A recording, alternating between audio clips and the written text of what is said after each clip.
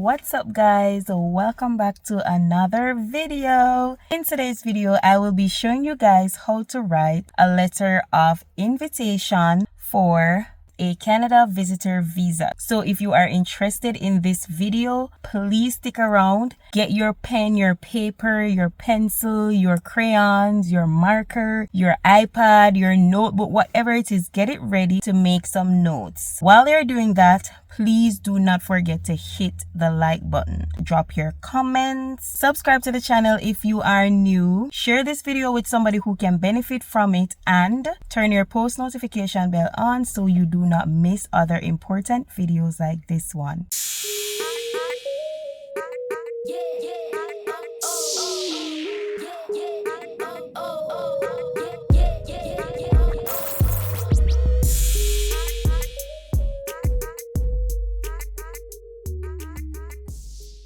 Let me just give y'all 2 seconds to grab your stuff to take some notes. I previously did videos on how to apply for a Canada visitor visa. I also did a video on how to write a letter of explanation for a visitor visa. So this is the one that many people are requesting. So now that you have your stuff ready, let's jump straight into the video. First and foremost, this is just a sample. This is a sample, which means feel free to tweak it however you want to. You don't have to use the exact thing that I'm telling you. There are many videos out there, or on the internet you can find many examples, many samples on how to write an invitation letter. So feel free to incorporate those, feel free to tweak it however you want to. But for me, this is how I write mine usually, and I have used this letter with over 10 people. All success. So I'm not saying that you have to do it this way. All I'm saying is the sauce is in this one. Okay, so as we said, it is a letter and you have to treat it as such. This is how I do my letter.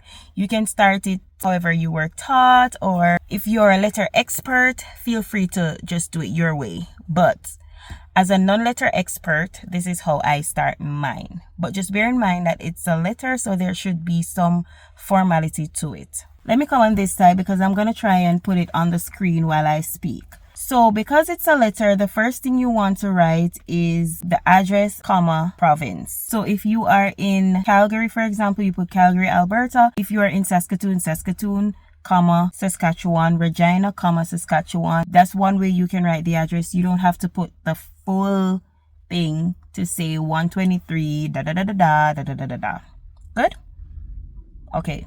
On the left hand side, I put city, comma, province, because remember the person who is inviting you is in Canada. Then I skip a line. In the following line, I put the address of the High Commission. So High Commission of Canada, and then the address just beneath it. No line skipped.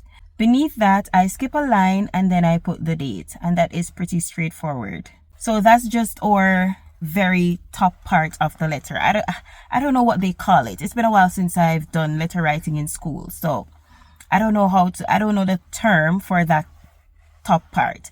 But after we're finished with that part, then we're going to write letter of invitation for the person's name, comma, and the relationship. For example, letter of invitation for John Brown, comma, father.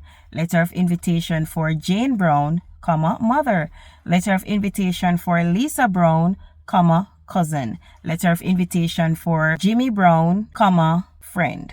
And that should be in the form of kind of like a heading. As I said, I will put an example on the screen so that you guys can follow what I'm saying. And then we're getting down to the nitty-gritty of it after skipping a line. You don't have to skip a line, but just for aesthetics, you don't know if it's a female or a male who will get the letter. So I usually just put dear sir / madam, comma. So I usually start by saying just below dear sir, madam, in a new paragraph, I put my name is, and I put my full name. So my name is, and my date of birth is. Again, this information you do not have to put, but I like to put it because it puts everything straightforward for them to see that, oh, if they need to look me up, here's my information. Also, it shows that I'm not hiding anything.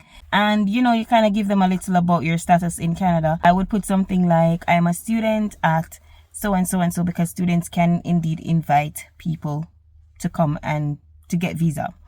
So I am a student at the University of Regina in Regina, Saskatchewan since August 2024, something like that.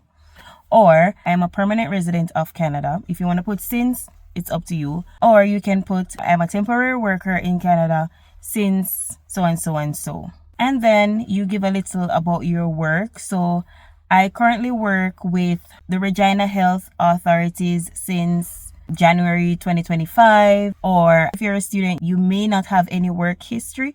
If you don't have any work history, you just leave it. If you do work while you're a student, you can also add that you work here part-time or whatever. But it really depends on your case. Just give a little bit about yourself, not too much, because you don't want your letter to pass one page. So you just state your name, your date of birth, and your status in Canada. Your status could be that you're a student or you're on a study permit, but you also work here.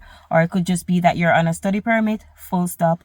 Or it could be that you are a temporary worker since so and so and so at da da da da da. Or you can put that you're a permanent resident and you work at da da da da da since da da da da da. The example will be on the screen. I hope I am being clear. If you need to pause and replay this video, please feel free to do so. I know that sometimes watching a video and following can be confusing, but I'm trying my best to make it as simple as possible. So that first paragraph is just a little about you. Now we move to the next paragraph, and again, skipping a line is really up to you. In this new paragraph, you're basically stating what the letter is about. I am writing this letter of invitation to support my parent, support my mother, to support my father, to support my friend, to support my cousin, to support whoever it is.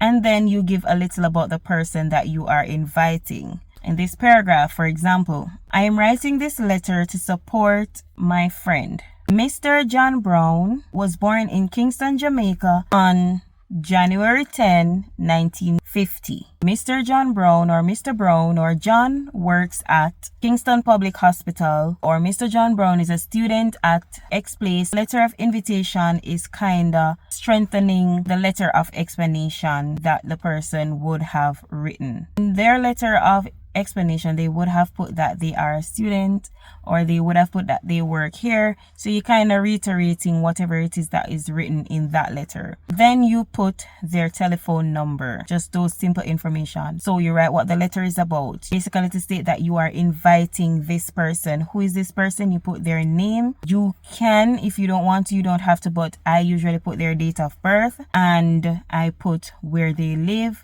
and their telephone number. That's all for this second paragraph. Then the third paragraph is for the purpose. You can also tie in the second paragraph with the third paragraph depending on how you like to organize your letter. But if you don't want to do it that way, you can put your third paragraph to be the focus of the letter. The third paragraph goes into detail of why this person is coming here. Something like, my friend John Brown or my friend Mr. Brown or my friend John is applying for a Canadian visitor visa or a temporary resident visa to attend my graduation ceremony, to attend a wedding, just to visit me. But you have to state why. What's that exact purpose? Get to the point. So not just that the person is visiting. You already vaguely said that in the second paragraph. This third paragraph is to really get into the detail of the visit.